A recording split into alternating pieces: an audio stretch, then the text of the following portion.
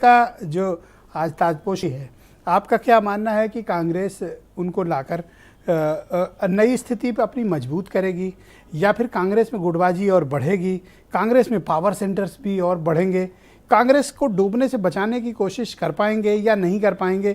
और आने वाले समक्ष में चुनौतियां बहुत हैं, कई स्टेट्स में चुनाव हैं, कैसे डील करेंगे वो? बात सही है कि जब कोई चेहरा बदलता है तो बहुत सारी चीज़ें बदलती हैं, उनके अपने तमाम सारी सोच और निर्णय भी होंगे, पुराने राजनीतिज्ञ हैं।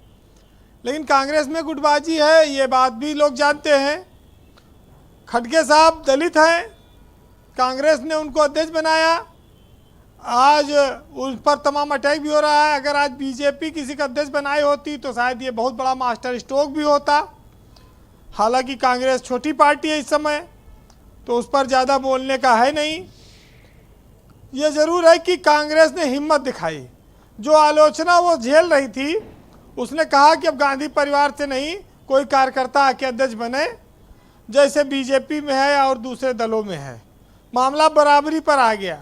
लेकिन कांग्रेस में एक धड़ा ये मानता है कि अगर उत्तर भारत से कोई कांग्रेस अध्यक्ष बनाती तो हिंदी भाषी राज्यों में उसको ज़्यादा फायदा मिलता।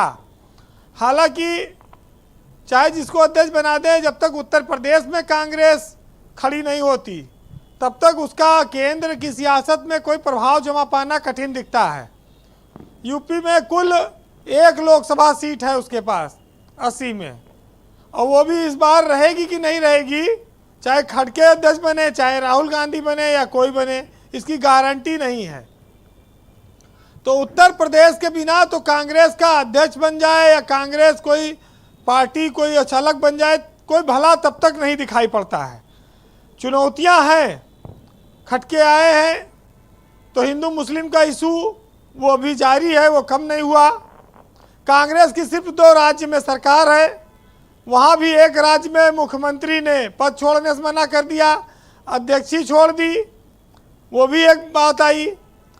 फिर उसके बाद बीजेपी की तमाम सारी योजनाएं, चमत्कारिक नेता है उनके पास, हिंदुत्व का एजेंडा है। और देखिए 5 किलो राशन का जो सिस्टम है, योजनाएं जो उनकी हैं वो गांव-गांव तक काफ़ी पहुंची हुई है, लाभार्थियों की एक उनकी सेना तैयार है। तो ये सब चीज़ें तो है जो एक कठिन है।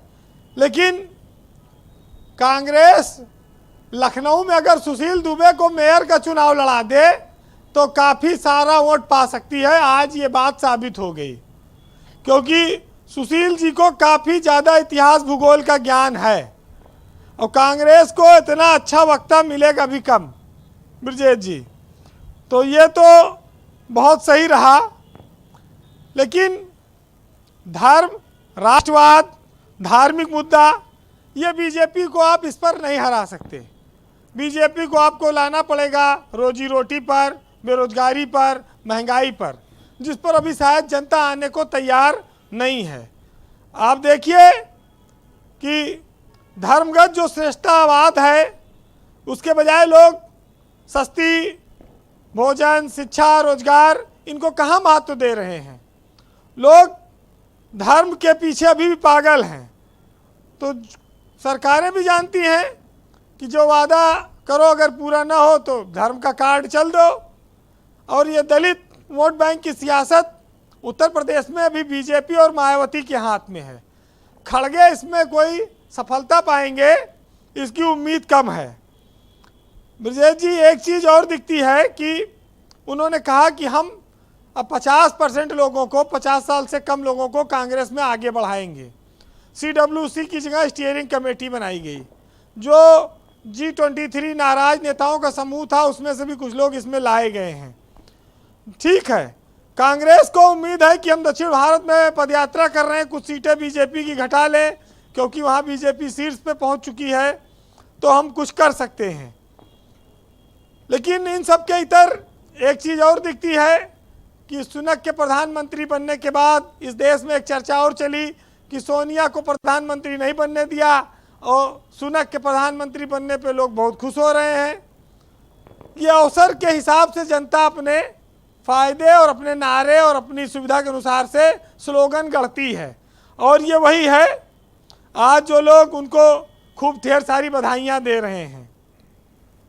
दूसरी एक बात आपने कही जी वीरेंद्र जी। कि ये फोटो लगा दे गणेश लक्ष्मी का, केजरीवाल ने मांग कर दी। तो एक समस्या खाली ये आएगी कि जब कोई शराब की दुकान पे खरीदने जाएगा शराब तो नोट वही देगा, जब कोई मीट मुर्गा की दुकान पे जाएगा तो नोट वही देगा।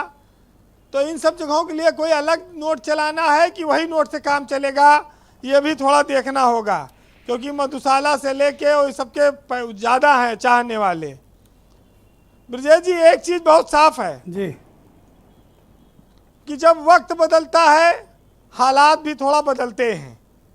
राजा रंक के तमाम सारे किस्से देश में रहे कि कब कौन रंक हो गया, कब कौन राजा हो गया। लेकिन जो बीजेपी आज जिस ऊंचाव पर है, वहाँ कांग्रेस अध्यक्ष बदल कर कितना हासिल कर पाएगी ये चुनाव परिणाम तय करेंगे। लेकिन ये जरूर है कि कांग्रेस पर एक आरोप जो लगता था उससे वो बच गई है। उत्थान और पतन ये भविष्य के हाथ में है, ये कांग्रेस का आने वाला वक्त तय करेगा। बहरहाल एक साहित्यकार ने लिखा है कि संघर्ष करते रहना चाहिए, चलते रहना चाहिए।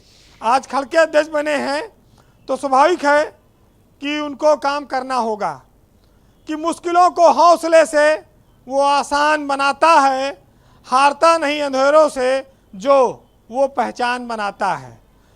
और फसल खराब हो तो रोटी अखरती है उसको, निगरानी करने को वो खेतों में मचान बनाता है। और बारिश में छत टपकती है उस मजदूर की जो शहरों में दूसरों के लिए मकान बनाता है। और रेखाएं क्या कहती हैं, क्यों उलझे हो इसमें यारों, अपने कर्म की रेखा तो खुद इंसान बनाता है। बहुत शुक्रिया आपका वीरेंद्र जी, बहुत बहुत धन्यवाद। मैं आमंत्रित करता हूँ